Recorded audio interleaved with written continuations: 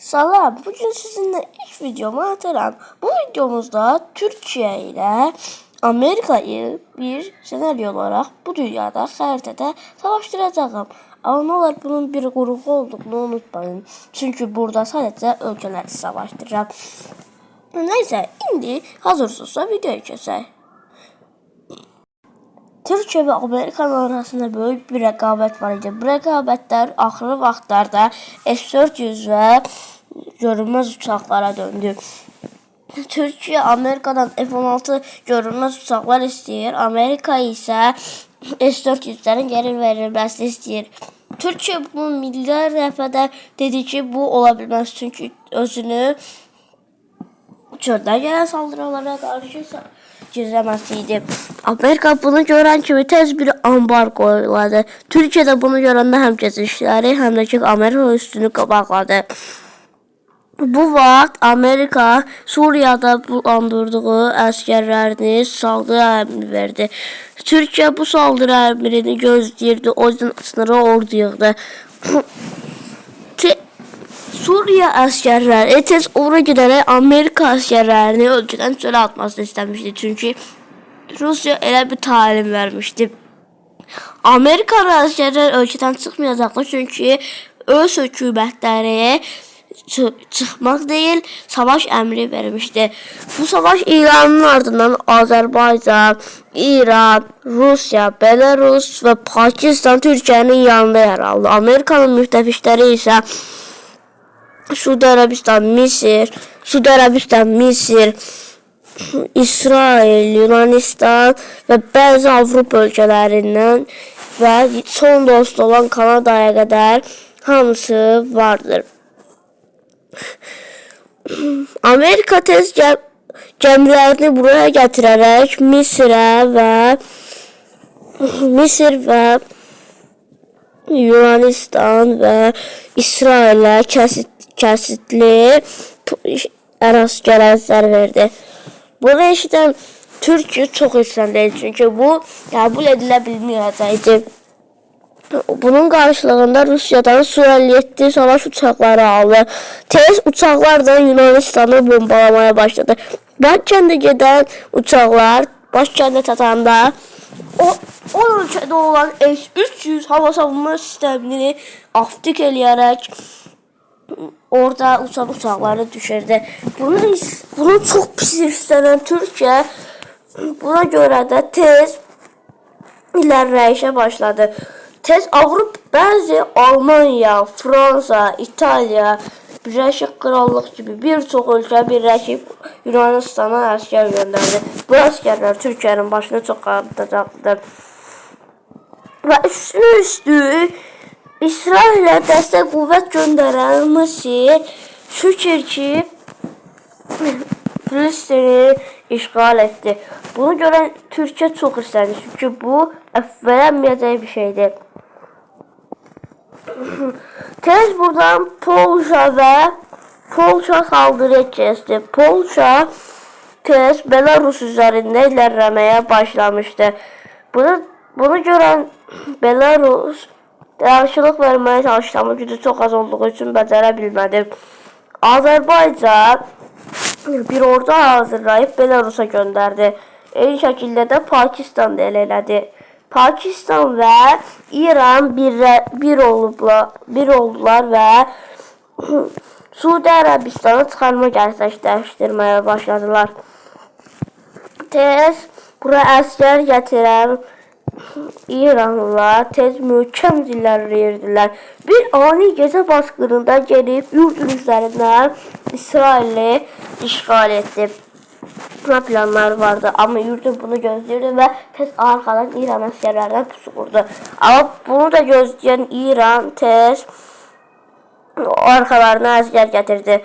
Bunu gören Birleşmiş Milletler tarafsız bir ülkeye savaş açmasıyla beraber yanında yere bir savaş yüzünden tez İran'a ambargo uyguladılar. Ama bu ambargolar da çok böyle bir problem dönücü çünkü Rusya ambargoların elini kaldırırdı.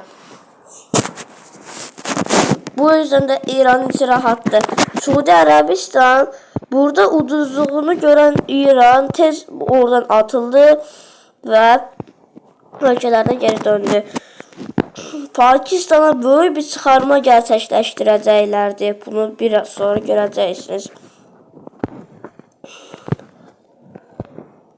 Türkiyə bura gələn əskərlər yüzündən hardasa Atinanın yanına qədər getmişdi. Amma əskərlərin yüzündən maalesef ki Yunanistan süper gücə dönüşdü və hardasa Türkiyənin topraklarda qədər gətirdi və İstanbulu fethələməyə getirdi. Türkiyə İstanbulu Yunanlara vermək istəmirdi, çünki Qustav kəndi və dəyərli kəndlərindən biri idi. Amma yenə də savunmaya hər keçən gün çox güclüydü. Burada duran savaşların sonunda Belarus, Rus və Pakili əskər sayəsində Yıldırım hərəkatı ilə irəliləyirdi. Amma İngiltərə buraya ordu göndərdi və orduların gəlməsi ilə bərabər ilərləyiş durdu.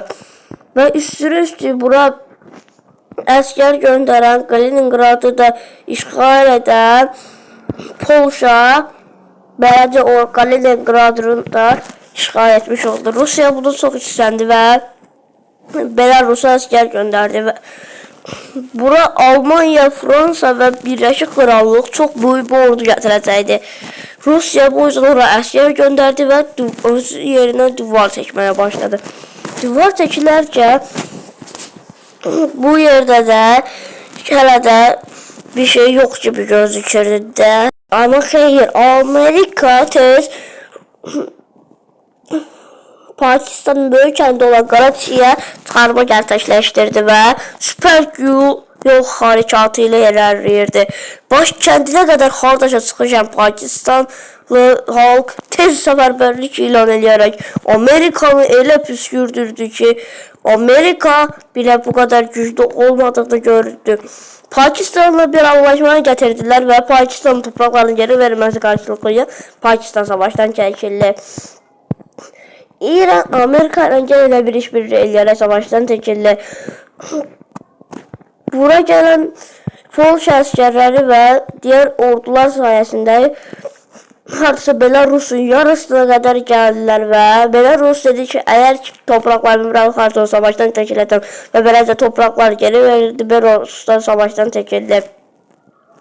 Rusiya Kaliningradın geri verilməsi qarşılığı ilə savaşdan çəkiləcəyini dedi və bunu eşidənlər tez tamam dedi. Türkiye ve Azerbaycan promonu tək qalmışdılar öz başına. Və çox pis bir şey olmuşdu.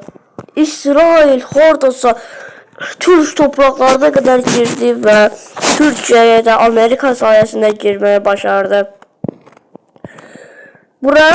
Amerika buraya da əskər gətirməyə çalışdı. Gördüğünüz kimi Amerika buraya da çıxarma gerçəkləşdirdi və yavaş yavaş Türkiye'yi işğal etdirdi. Bir yandan çıxarma qüvvətləri, bir yandan ki o tərəfdəki Yunan qüvvətləri və Yunanistan İzmir'də, Antalya'ya da çıxardı və İstanbul'u feth elədi. Ankara'nın da düşmesiyle beraber Türkiye promonu hardasa işgal olunurdu. Türkiye hardasa işgal olundu. Yunanistan Türkiye'ye barış təklif sundu. Türkiye hiç mesajları okumadan kabul etti. Ama o çok pis şeyler onu gözləyirdi. Çünkü tam 5 yıl boyunca ordu qurulmayacaq. Qalan gəmilər, topçu atışları, zatları hamısı Amerika'ya bırakılacaq ve son olarak 20 milyon dolar Türkiye'den Yunanistan'a aparılacaq. Türkiye tez sevinçlə bunu qəbul elədi. Çünki eğer elməsəydi maalesef ki öləcəkdi. Ama Türk halkının içinde böyle bir yanılgım var idi.